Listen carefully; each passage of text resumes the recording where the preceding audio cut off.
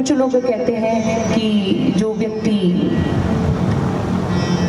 कि हमें एक सुंदर सा परिवार चाहिए, हमें गरीब परिवार नहीं चाहिए, हमें पैसे वाला चाहिए, गाड़ी बंगला कोठी ये चाहिए, गरीब में क्यों किया?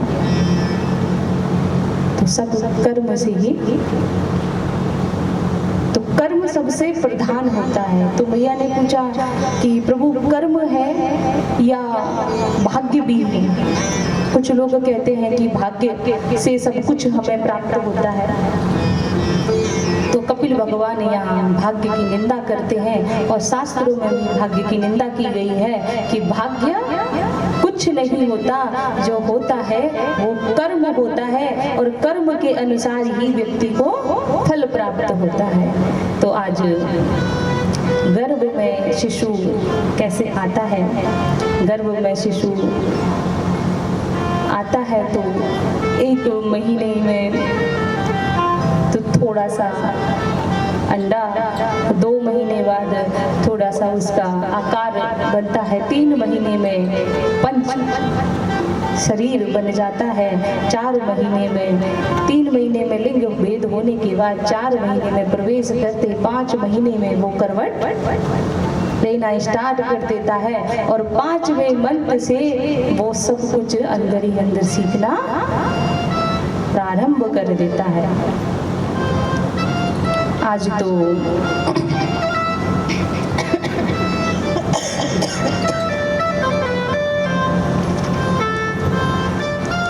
और कर्म और प्रभु का भजन, कर्म कैसे बनता है? जैसे हमने कुछ चीज बनाई और किसी में डाला गुड़ और किसी में डाली चीनी, किसी को आया चीनी पसंद, किसी को आया गुड़ पसंद, दोनों का स्वाद अलग अलग है, पर किसके अनुसार? कर्म के अनुसार, क्योंकि हमने ही डाला है ना। तो हम अपना भाग्य अपने कर्म से हम ही बनाते हैं, कोई और नहीं। जैसे मीरा को भी बहुत पीड़ित किया गया, लेकिन मीरा बड़ी, देखो मीरा ने कोई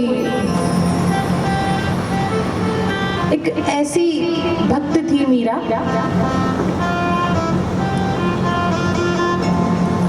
कि मीरा जब भी प्रभु का नाम लेती तो कोई न कोई उसको उसकी ससुराल से आता या कहीं से भी, इतने सारे लोग जुड़े। आगे हम मीरा का सुनेंगे, पर यहाँ मीरा का थोड़ा सा यही है कि नाम जप करके मीरा ने पंक्तियां गाई, आज उन पंक्तियों पर लोग PhD करते हैं। किसके कारण? भगवान की भक्ति के कारण। भगवान की भक्ति करती है, नाम जप करती है, ना तो वो कभी कॉलेज गई है, ना कोई उनके पास डिग्री है, और वो सुंदर सुंदर पंक्तियां एक एक लाइन पर PhD होती है। एक सुंदर से भजन के साथ फिर आगे चलते हैं कथा में। श्री राधे। Hello hello. तो भक्ति का एक रस देखते हुए कृष्ण भगवान मीरा से कहने लगे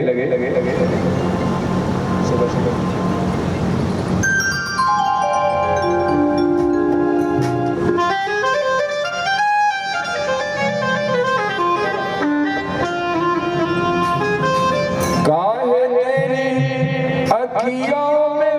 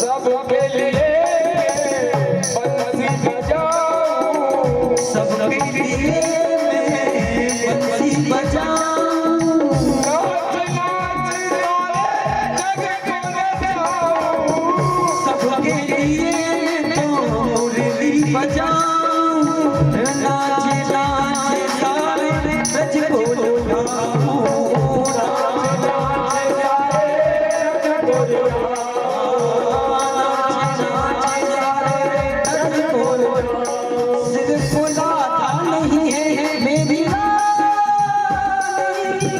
राधा नहीं है मेरी रानी, ओ प्रेम दीवानी मेरा श्याम दीवानी, प्रेम दीवानी मेरा श्याम दीवानी, प्रेम दीवानी मेरा श्याम दीवानी।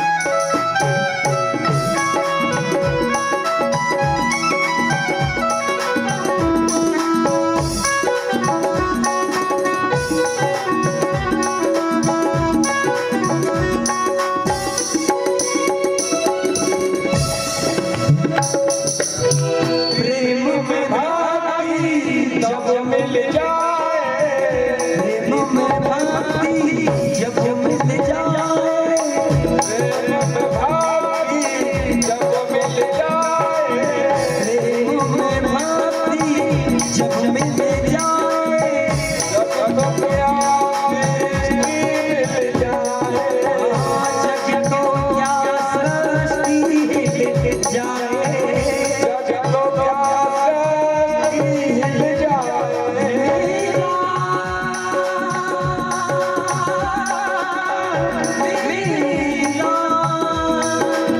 प्रेम में भक्ति जब मिल जाए, जग को क्या सृष्टि हिल जाए, जग तो प्यार मिल जाए, जग तो प्यार मिल जाए, झुक जाए सब खाली झुक जाए अभिमानी, झुक जाए अभिमानी, ओ प्रेम दीवानी मेरा श्याम दीवानी, जय जय काहे तेरी अखियों में पानी, काहे तेरी अखियों में पानी, ओ प्रेम दीवानी मेरा श्याम दीवानी, प्रेम दीवानी मेरा श्याम दीवानी, ओ प्रेम दीवानी मेरा श्याम दीवानी, प्रेम दीवानी मेरा ओ प्रेम दीवानी मेरा श्याम दीवानी। बोले भक्त और भगवान की जय, भगवान बोलिए राधे राधे। आज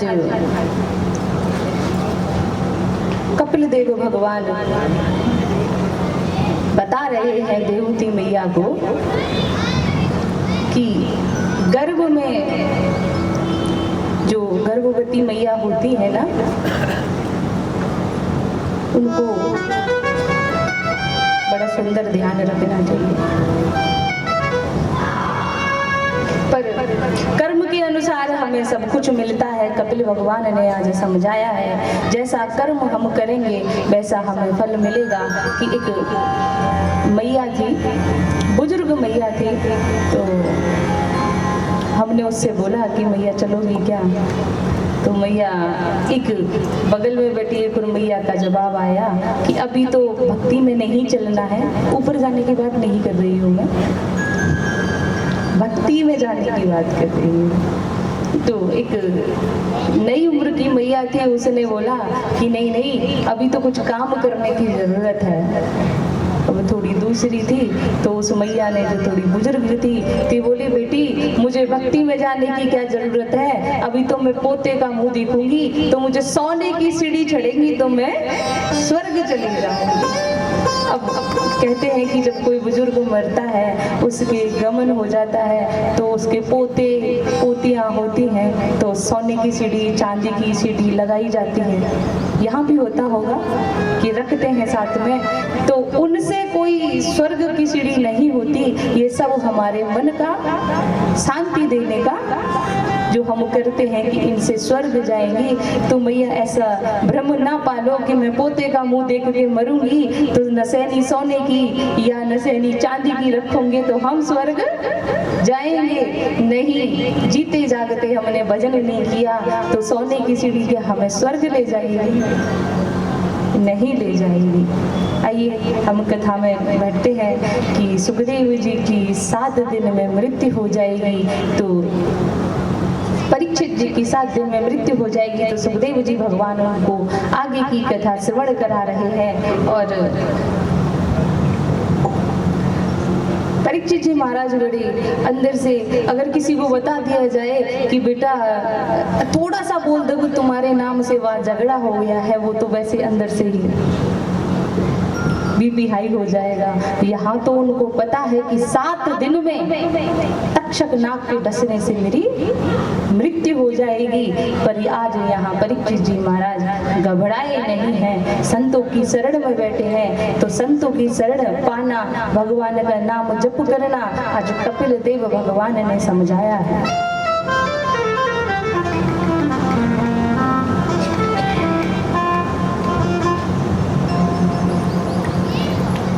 और परीक्षित जी महाराज को जिन संत ने श्राप दिया, उनका नाम श्रृंगी ऋषि। आज श्रृंगी ऋषि ने श्राप तो दे दिया था। परीक्षित जी महाराज संतों की शरण में बैठे हैं और कथा श्री सुखदेव जी की मुखारविंद से सुन रहे हैं श्रीमद् भागवत कथा। और ऐसे नहीं कि परीक्षित जी महाराज वैष्णव नहीं है, वो तो वैष्णव कुल से आते हैं, पांडव कुल से हैं। तो वैष्णव तो परम भक्ति थी, लेकिन कलयुग के बैठने से उनको श्राप लगा। तो आप लोग भी थोड़ा सा ध्यान रखना, जो 5 चीजों में कलयुग है उन चीजों से बचना। बाकी बोलते हैं कलयुग कुछ भी हो सकता है, नहीं, कलयुग से 5 चीजों में है, और हम उन चीजों को उपयोग करते हैं तो कुछ भी हो सकता है। अब तो परीक्षित जी महाराज एकदम संतुष्ट हो गए हैं कि संतों की मेरे ऊपर नजर पड़ गई है, और अब मुझे कोई चिंता नहीं है। भगवान की शरण में आ गए हैं, संतों की शरण में आ गए हैं। आज तो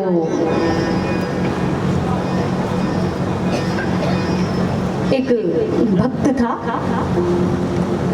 बहुत दिनों से तपस्या कर रहा था, पर उसकी तपस्या से कोई प्रसन्न हुआ नहीं। कभी भोलेनाथ की तपस्या करता, कभी विष्णु जी की तपस्या करता, कभी ब्रह्मा जी की तपस्या करता, सबकी तपस्या करता। अब कंटिन्यू कभी जैसे बोल दिया कि वो भगवान की तपस्या करो, वो भगवान आपका काम कर देगा।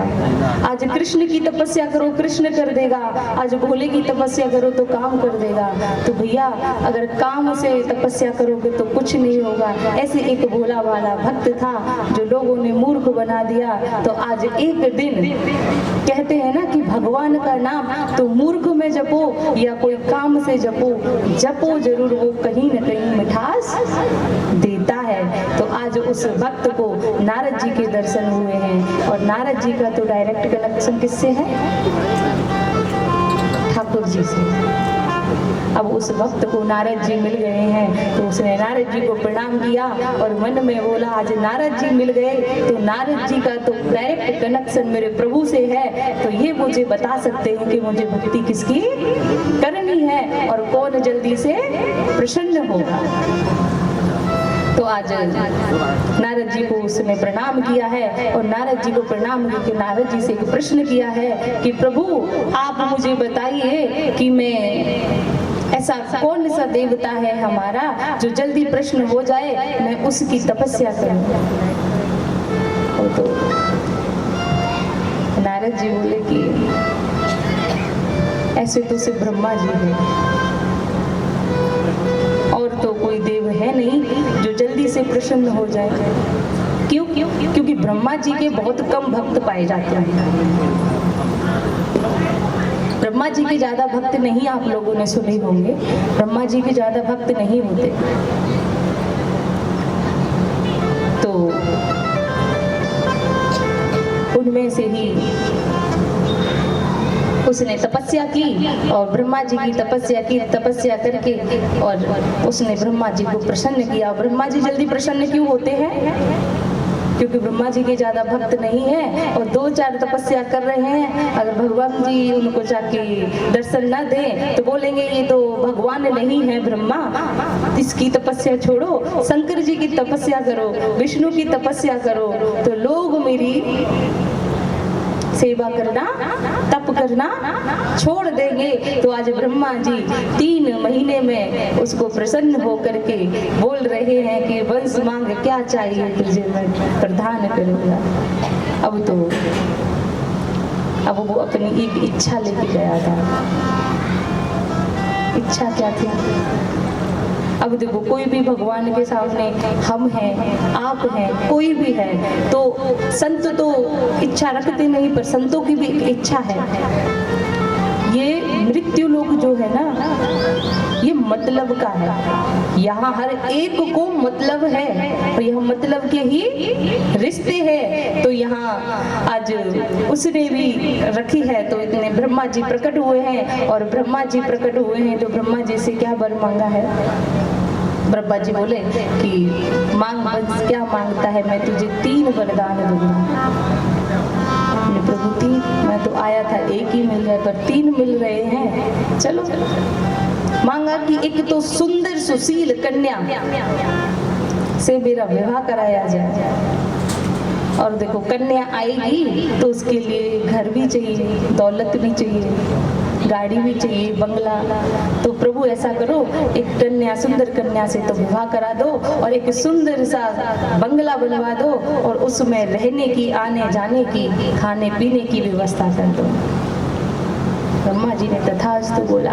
और तीसरा वरदान ये प्रभु कि जब और मुझे 3 वरदान मांगने होंगे तो मैं और 3 वरदान मांग लूं, तीसरे वरदान में ये दे दो।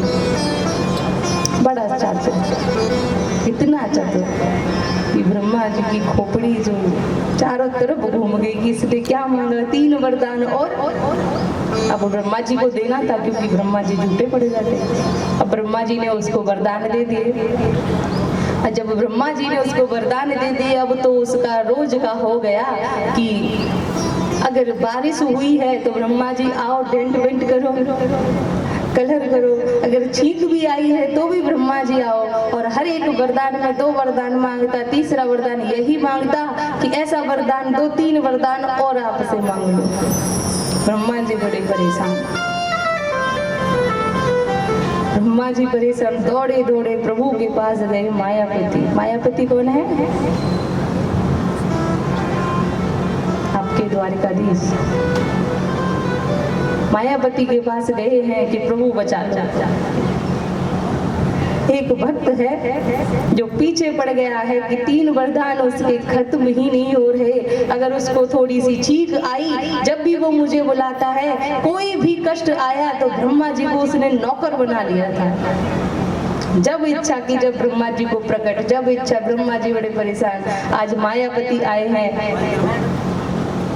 और मायापति आकर के उसकी सरस्वती को आदेश दिया है कि आप उसकी जिह्वा पर बैठें। और ब्रह्मा जी जब आए तो उससे 3 वरदान, तो उसने क्या मांगा है? आज ब्रह्मा जी को उसने बुलाया है तो ब्रह्मा जी से आज वरदान मांग रहा है कि प्रभु एक ऐसा वरदान दे दो कि मेरी निरंतर भक्ति, हरि नाम संकीर्तन चलता रहे।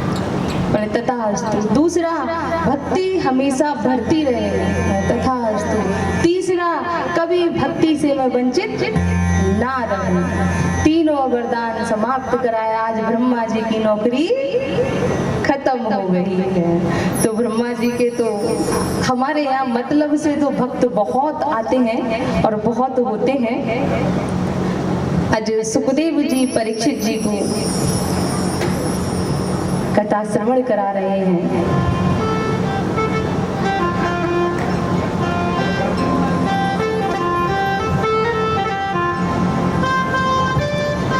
कपिल भगवान जीव की दशा बता रहे हैं गर्भ में, कि गर्भ में जीव की दशा क्या होती है। जब 5 महीने का गर्भ में शिशु आता है तो उसको अपने पूर्व कर्म सब याद रहते हैं। जब तक गर्भ में रहता है पिछले कर्म सब याद रहते हैं। और वहाँ की गर्भ की दशा बता रहे हैं कि गर्भ में व्यक्ति बहुत जतन करता है कि प्रभु इस नर्क से बाहर निकालो, मैं आपका बहुत भजन करूंगा, मैं आपको एक क्षण भूलूंगा नहीं, आपको याद करूंगा, आपकी माला जपूंगा, आपके नाम में डूबा रहूंगा, बस इस भंवर से बाहर निकालो।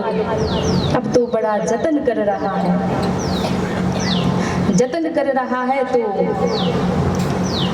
प्रभु बोलते हैं अच्छा ठीक है बाहर निकालता हूँ। सत्य बोल रहा है भजन करेगा कि हाँ प्रभु भजन करूंगा। सोच लो कि नहीं नहीं प्रभु भजन करूंगा, सत्य कह रहा हूँ, इस भंवर से बाहर निकालो। तो प्रभु से वादा करके जीव आया, और जब जीव आया पृथ्वी पर तो भूल गया।